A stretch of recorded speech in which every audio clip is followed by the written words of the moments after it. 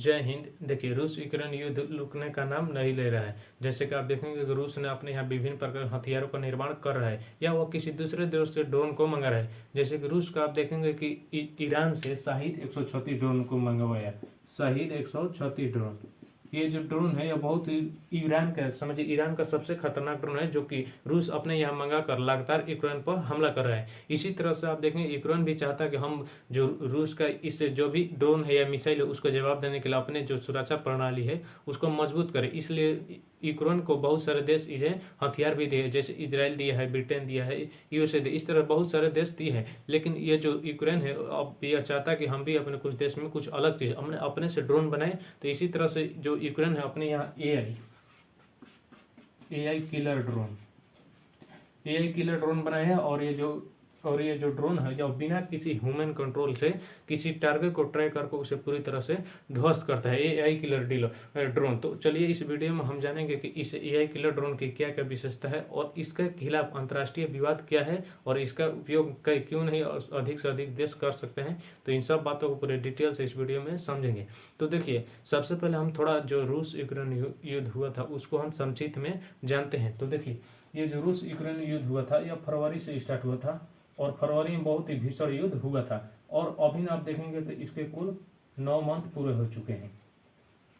लेकिन देखिए, जब ये फरवरी में युद्ध हो रहा था तो उस समय रूस ने अपने बहुत सारे मिसाइलों एवं टैंकों का प्रयोग ही किया था। जैसे कि आप सुने होंगे कि रूस ने अपने इस मिसाइल को यूक्रेन के इस शहर पर दागा और इसी तरह से उन्हें रूस का यह टैंक यूक्रेनी सैनिकों के लिए खतरनाक हो गए। तो इस तरह से उस समय जो था केवल मिसाइल और जो टैंक का ही प्रयोग किया गया था। लेकिन अब समझिए इसमें एक समस्या आ जाती है कि यह जो मिसाइल और टैंक है बहुत ही अधिक, इसमें बहुत ही अधिक खर्चा लगता है। मतलब कि इसको बनाने से लेकर इसके जो भी पार्ट्स पुर्जे हैं उस सबों को बनाने में बहुत अधिक खर्च लगता है और यह अधिक महंगा भी होता है। और इसका समझिए एक बर्बाद हो गया तो बहुत सारे पैसे का लॉस हो जाता है। तो इसी तरह से आप देखेंगे कि यूक्रेनी सैनिक ने बहुत सारे रूस के टैंकों को भी ध्वस्त किया था, उसके मिसाइलों को भी। तो जिस कारण रूस का जो अर्थव्यवस्था है वो थोड़ा पीछे चल गया था।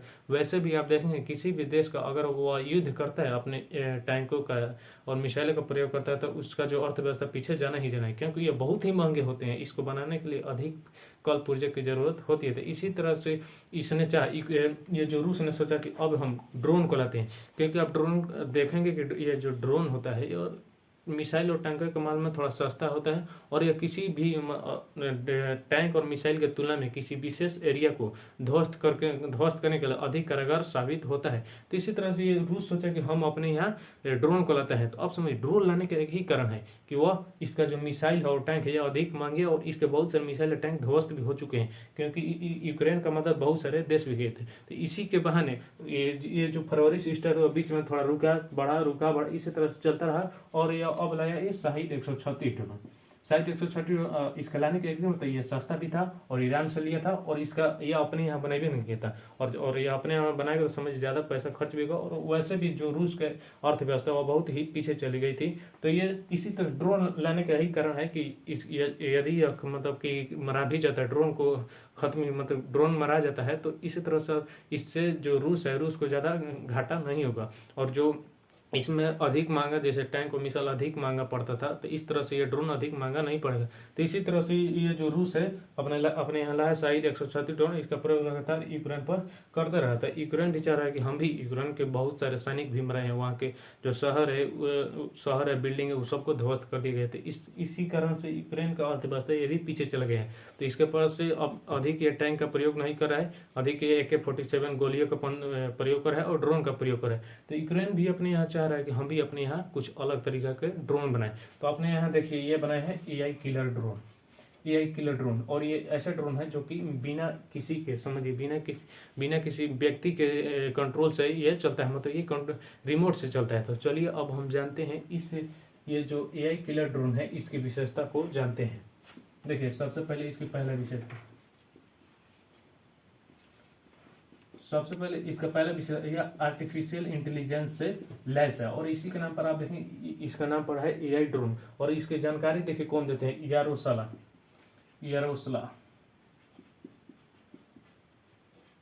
और यह जो यारोस्ला है यह यूक्रेन के लेफ्टिनेंट कर्नल है और इन्होंने बताया इसका वहाँ का जो न्यूज एजेंसी है यूनियन उनको मतलब पूछ रहा था, इंटरव्यू में बताया कि हम भी अपने यहाँ कुछ नए हथियारों को आविष्कार किए हैं, और उसी में इन्होंने इस ड्रोन का नाम बताया कौन, AI ड्रोन, मतलब आर्टिफिशियल इंटेलिजेंस ड्रोन। और इस ड्रोन की विशेषता सबसे पहला यह है कि यह आर्टिफिशियल इंटेलिजेंस से पूरी तरह से लैस है। अब इसका दूसरा देखें,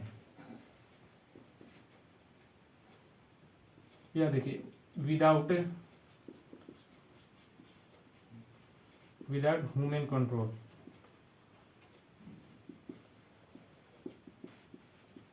अब देखिए इसका जो दूसरा विशेषता है, यह विदाउट ह्यूमन कंट्रोल, मतलब यह बिना किसी, और यह जो AI ड्रोन है यह बिना किसी व्यक्ति के कंट्रोल से, बल्कि यह रिमोट से कंट्रोल होता है। और चूंकि हम जानते हैं कि रिमोट से किसी न किसी सिग्नल के जरिए होगा, तो अगर कोई इस सिग्नल को जाम करना संभावित होता है, क्योंकि कोई भी दुश्मन अपने जो भी दुश्मन इसका प्रयोग कर रहा है, इसके सिग्नल को आराम से जाम कर सकता है। अगर इसे AI से जो ड्रोन है, इसको अगर मान लीजिए कि यूक्रेन ने इसे बनाया है और ये रूस ने इसके सिग्नल को जाम कर लिया, लेकिन अगर यह जाम कर लिया तो इसे मार पाना, इसे रोकना असंभव है, क्योंकि जिस टारगेट एरिया को घेर लिया समझ, उस एरिया को पूरी तरह से तबाह कर दे। भले के कंट्रोल में नहीं है, लेकिन यह पूरी तरह से उसे जिस टारगेट को यह ट्रैक कर लिया उसे मारकर ही, ध्वस्त कर ही छोड़ेगा। अब इसी तरह से आप देखेंगे इसका जो कार्य है, यह जो AI ड्रोन है, इसका मुख्य कार्य जासूसी के लिए किया जाता है, जासूसी के लिए। अब जासूसी के लिए चूंकि समझिए, ये चूंकि ह्यूमन बिना, ये मतलब विदाउट ह्यूमन कंट्रोल से चलता है, रिमोट के जरिए, तो आराम से इसका प्रयोग कोई भी देश जासूसी के लिए कर सकता है। जासूसी के लिए आराम से कर सकते हैं। जैसे कि ये देखिए यूक्रेन है, यूक्रेन के नीचे काला सागर है। अब काला सागर इधर देखेंगे क्रीमिया है, क्रीमिया पुल पर जो रूस के क्रीमिया पुल है वह भी ध्वस्त होगा। और यहाँ से लगातार आप क्रीमिया से देखेंगे कि ये जो रूस है यूक्रेन पर बहुत हमला किया है इस क्रीमिया की मदद से, तो आराम से यूक्रेन इस ड्रोन की मदद से आराम से इस क्रीमिया पर नजर रख सकता है। और रूस ने ऐसा दावा किया है इसी क्रीमिया पर जो यूक्रेन है अपने बहुत से इसी ड्रोन के माध्यम से, बहुत ये ड्रोन अभी नहीं, मतलब कई ऐसे प्रकार के ड्रोन है जिसके माध्यम से यूक्रेन ने इस क्रीमिया के पास इस जो मौजूद है रूसी मिसाइल, रूसी टैंक, वहाँ के सैनिक सबको ध्वस्त किया है। और रूस ने आरोप भी लगाया है कि ये जो ड्रोन ये हमारे सैनिकों, मिसाइलों और टैंकों को यूक्रेन मारा है वह 9 प्रकार के ड्रोन से मारा है। समझिए 9 प्रकार, पूरा नाम नहीं बताया कौन कौन है, लेकिन 9 अलग अलग ड्रोन से मारा है।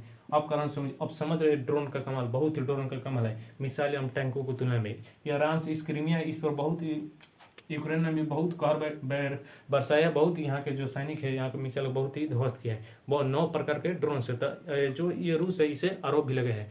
तो आप देखिए ये जो आई किलर ड्रोन है, इसकी विशेषता तो आप समझिए। मुख्य विशेषता क्या है, यह बिना ह्यूमन के कंट्रोल से चलता है, रिमोट कंट्रोल से, और किसी विशेष एरिया को ट्रैक करता है और इसे जासूसी के लिए प्रयोग किया जाता है। लेकिन इसका जो सबसे पहले उपयोग किया गया था वह लीबिया के युद्ध में किया गया था।